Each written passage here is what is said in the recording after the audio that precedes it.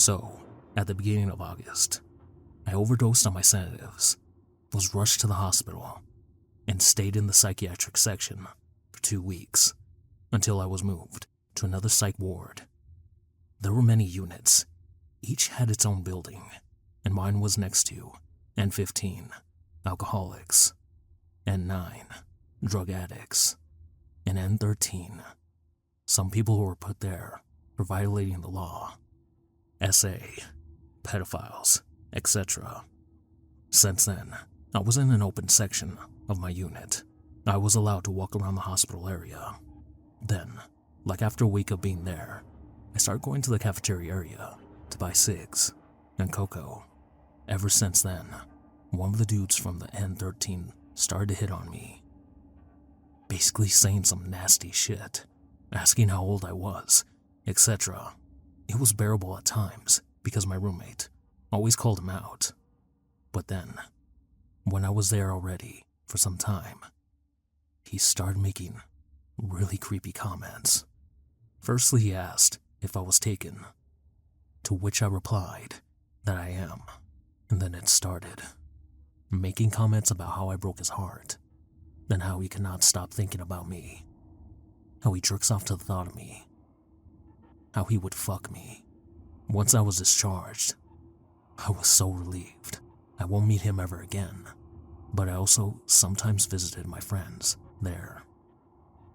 And when he noticed me waiting near the cafeteria, he always came up to me, trying to touch me, asking me where I live, that he will find out where I live, and that he's going to fuck me, how I broke his heart because I'm taken, and how I'm not only breaking his heart, which is bleeding, but even his dick is bleeding because he cannot stop thinking about me, and how every single night he, once again, jerks off to the thought of me. One time he even tried to kiss me. This all happened in one of the many times I visited my friends. I don't know if it could be considered stalking or just a creepy, disgusting behavior. But because of him, I stopped visiting my friends and had been even more scared to go anywhere by myself. This happened back in November.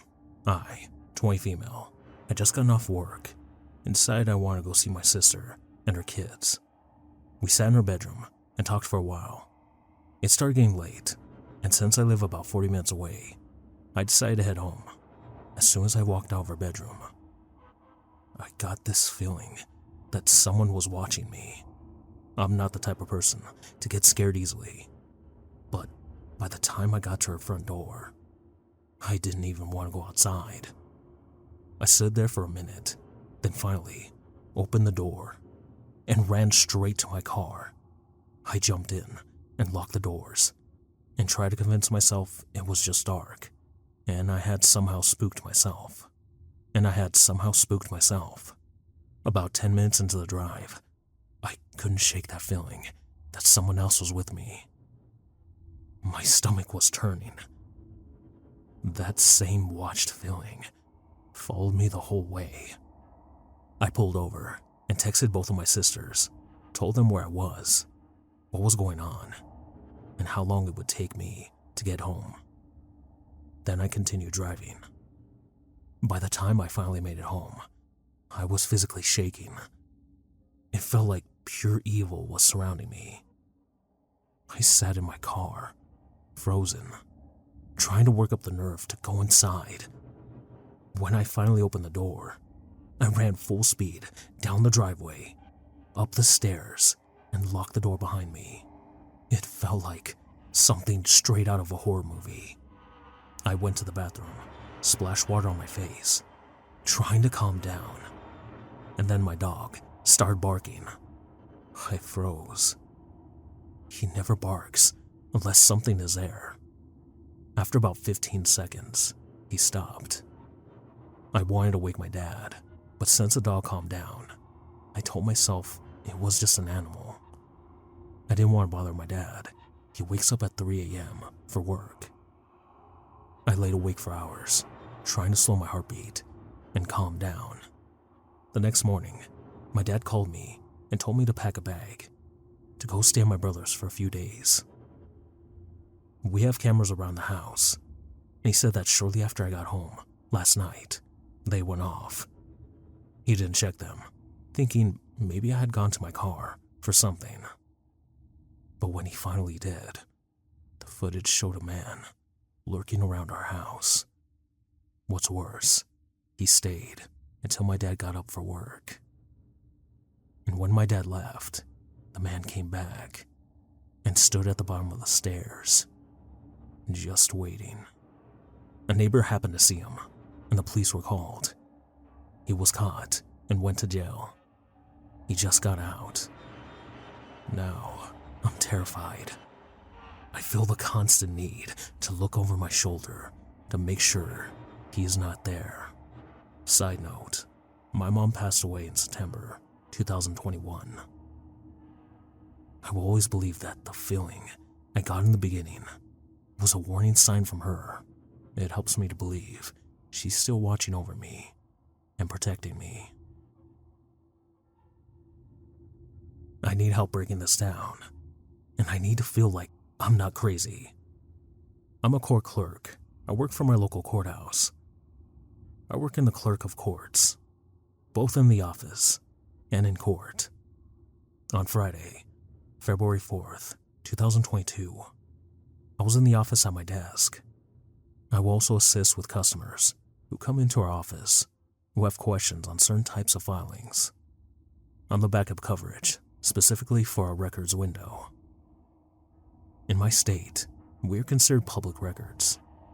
Anyone can come in and request copies for any case, unless it's juvenile, confidentiality, or sealed by the court. This is really important to the whole story. I was asked to cover the records desk from 4 to 4:30 p.m. last Friday, so our records clerk could leave a little early. No problem. I have no issues helping out when I can. Around 4:15, we had a frequent flyer, as we have so dubbed him. This man comes in frequently to get copies out of his case. I should really note the way my office is set up. It is a bit important. We have a setup, kind of like the DMV. You have to come into the main entrance of security, go down a long hallway, and it opens to a lobby. There are elevators straight ahead. The DA's office is to the left, and COC is to the right. You have to open up a separate set of doors into our little lobby. There is a counter with windows, and it is an L shape. If I can figure out how to attach a drawing, I will. The records window is around the corner, tucked in the back. There are also 3 public terminals where any members of the public can use to research cases in my county. So, back to the man. We call him Joe. Joe has an open family case. He comes in probably once a week to get copies of his family's case, or I don't know what the fuck he's doing. It's really none of my business. He came up to my window somewhere around 4:15 to 4:20 p.m. Said he requested some documents. When documents are requested from the public terminal, they go to a queue, which I then go into and select them to print. I went to the queue and glanced at the documents and asked, "Did you have 11 pages?" He said yes, so I selected and printed. I wrote him a little slip out with a number of copies and his total owned. I gave him the slip, directed him to go back to the window 4-5 for payments, and would meet him up there. I went to grab the copies off the printer, which jammed, messed with that for a minute, counted the pages, and took them to the cashier.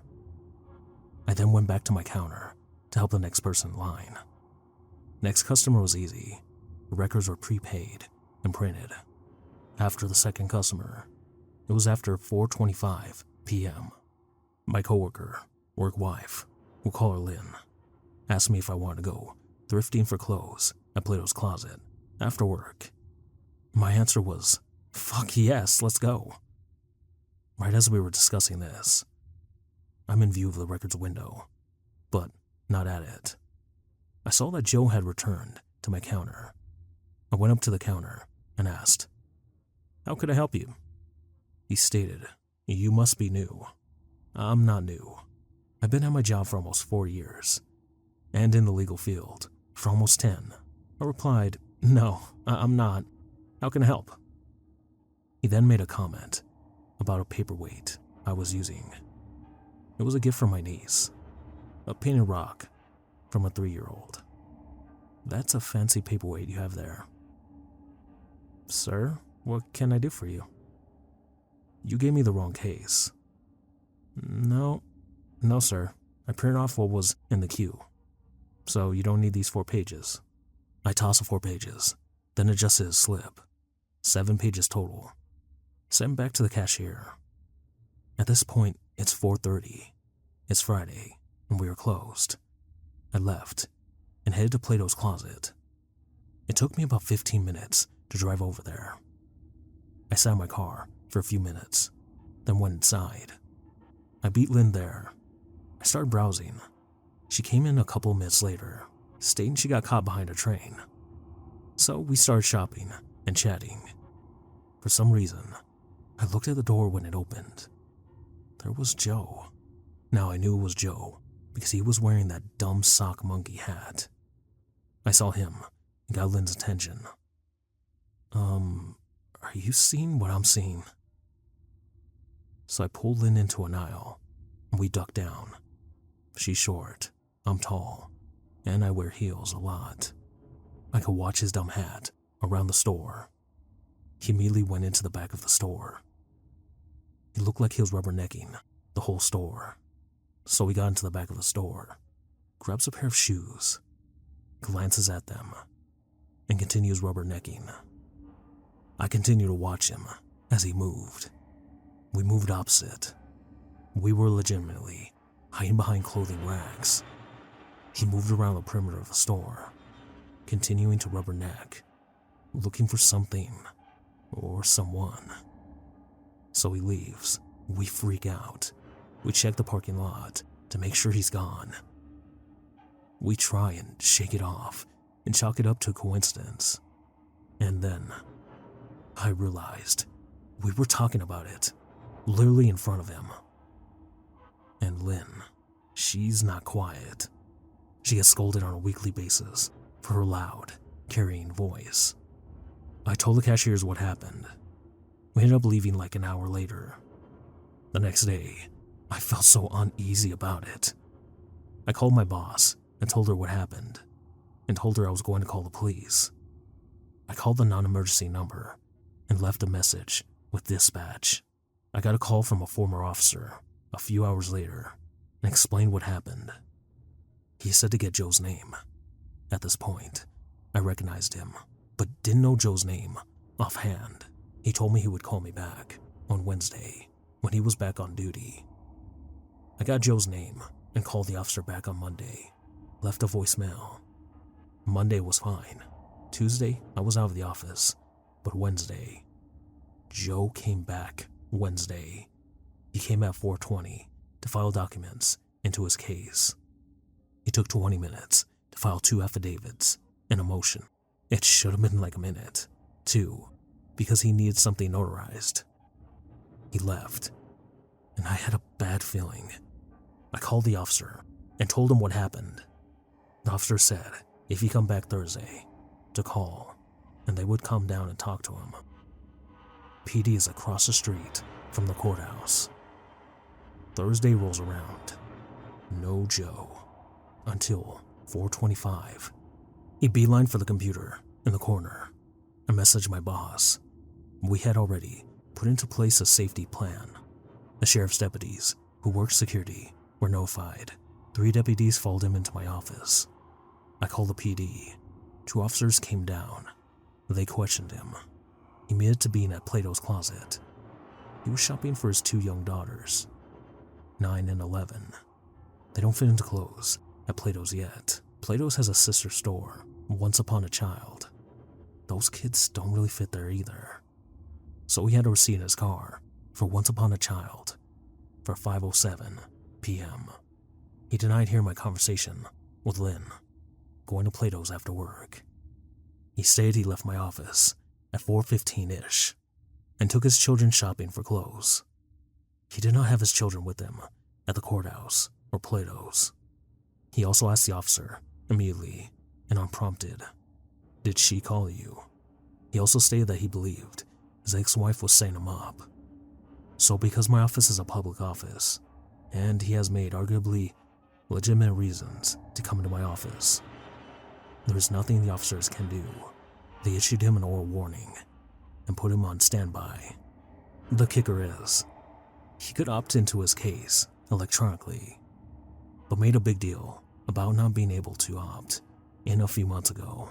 We told him if he's having issues, call the court support line, and they would be able to remedy the situation. Instead, he chose to come in and pay $125 per page instead of a one-time $20 fee, which apparently he also paid that. If you weren't already freaked out, last year, his roommate filed a restraining order against him, followed by his roommate's girlfriend, alleging sexual harassment. I won't go into details.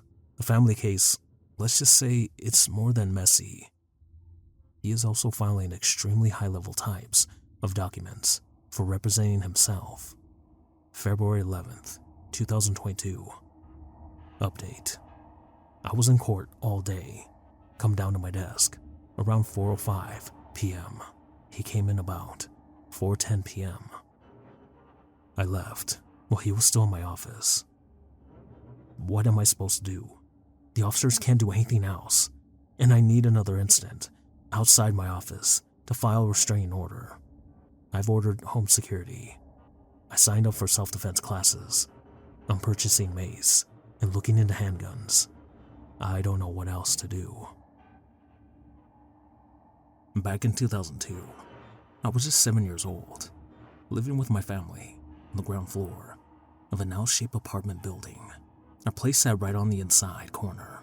My parents' room, the living room, and the kitchen faced the garden side, while my sister's room, mine, and the bathroom faced the parking lot.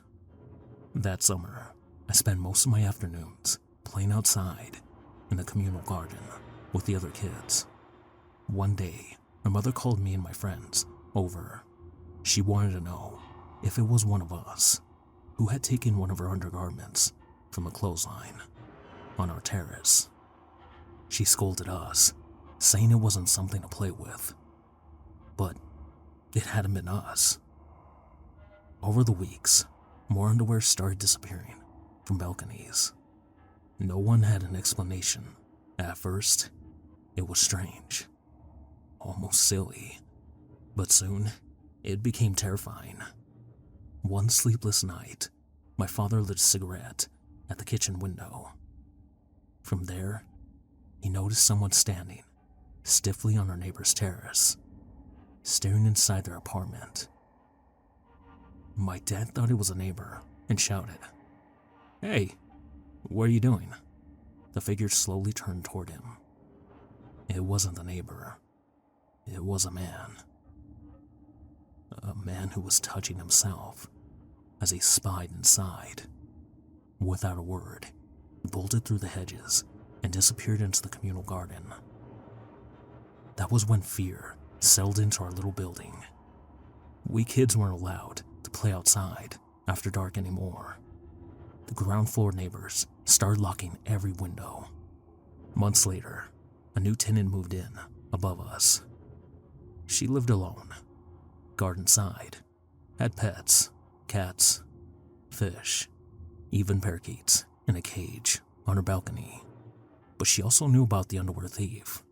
To protect herself, she legally bought a deterrent pistol.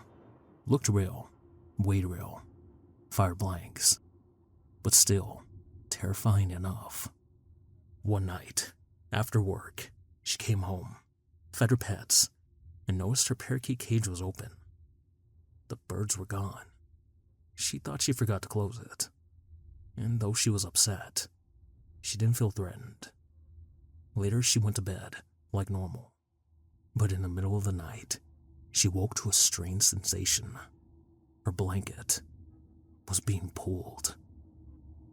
At first, she thought it was one of her cats. She gripped it tight, but it kept sliding away. Then, she felt the bed shift. A warm breath pressed against her neck. There was someone in bed with her. Terrified, she leaped out, yanked open one of her nightstands, and pulled a pistol free. She fired twice into the dark. The man leapt out the open window and vanished. The shots woke up the entire building. My father rushed out and saw the intruder land near our terrace before fleeing into the gardens. My dad grabbed whatever he could and gave chase, barefoot, in his underwear. The police, seen a half-naked man running after another through the gardens, tackled him first. But once everything was cleared up, they caught the real suspect in the next neighborhood over. He wasn't some random teenager. He was a married man, over 45, with 3 kids of his own. He had a long history of voyeurism and trespassing. He had even scaled balconies to enter apartments as high as a 4th floor. But here's the most horrifying part. In the end, no charges stuck. They said he hadn't broken into the neighbor's apartment by force. He hadn't assaulted or touched her, and they couldn't even prove he was behind all the thefts. So, technically, he had done nothing. We moved away in the following year and never saw him again.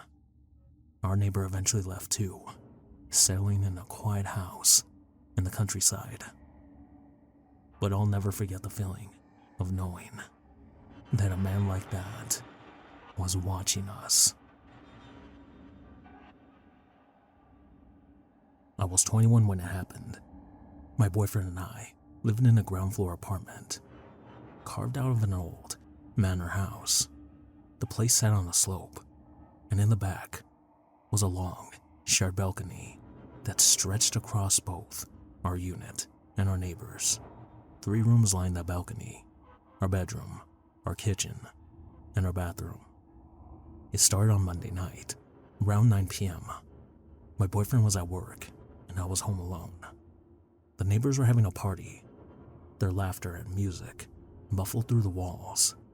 I sat in the kitchen, sorting my medications, when I saw movement in the corner of my eye. A shadow brushed past my window, straight toward the bedroom. The only way to pass those windows was by stepping into the balcony. At first, I thought it had to be someone from the party who didn't realize it was a shared space. But curiosity pulled me toward the bedroom. Through a small gap in the old wooden shutters, I saw them, feet, facing my window. Someone was trying to look inside. I killed the lights and ran to the living room, the only room on the far side of the apartment. My boyfriend told me not to panic, that it was probably just some drunk guest. But when I asked the neighbors the next day, they swore no one had been on the balcony. The following Monday, his sister stayed with us. That night, she called me in a panic. She just finished her shower and was brushing her teeth when she heard a creak on the balcony. Through the frosted bathroom glass, she saw the silhouette of a man standing there. She yelled at him and threatened to call the police. And he walked away, calmly, slowly, like he had all the time in the world. By then, I was sure it was the same man who'd been outside my room. 3 nights later, it happened again. A Thursday, I was home alone, getting ready to go out with a friend. Music blasting in my room. I put a sweater on, still in my underwear, and headed for the bathroom. I pushed the door open and froze. Right there, pressed against the bathroom window, was a man watching me. When our eyes locked, he smiled. That kind of smile, means danger. Then, just like before, he turned and strolled away. Shaking, I did the stupidest thing imaginable. I ran to the kitchen window, flung it open, and screamed, "You've come here 3 times, so come tell me what you want, or leave me the hell alone." But he was already gone. Calm. Silent. That night left me with a panic attack, so violent I couldn't breathe. And yet, I told myself it had to be over. Surely, after being confronted, he wouldn't come back. I was wrong. A month later, another Thursday, around 8 p.m., I was in the bathroom, doing my makeup. My boyfriend was home for once, asleep in the bedroom. The window was cracked open when I heard it again, that creak on the balcony. My heart sank. He was here. I forced myself to act normal, humming to the music as I quietly slipped into the bedroom. I shook my boyfriend awake and whispered, "He's out there." He shot out of bed, ran to the bathroom, and threw the window open. I heard him scream, "Hey!" before leaping out onto the balcony. But the man was already gone, slipping away into the dark. That's when we realized how he'd been doing it. He was climbing the gate, scaling the balcony, and standing outside my windows every Monday and Thursday, the only nights I was home alone. The next day, we filed a report. He never came back, but for a year, I couldn't shake the questions. How did he know my schedule? Was he watching me from another apartment? Did he follow me home from work? One day, I tried standing where he would have stood. That's when I noticed it. A crack in the old wooden shutter of my bedroom, wide enough to see everything inside. For months, maybe longer, he'd been watching me. I still don't know if he was just a voyeur, or if he knew me, if he was a stalker. What I do know is that he was patient, he was deliberate, and he was never afraid.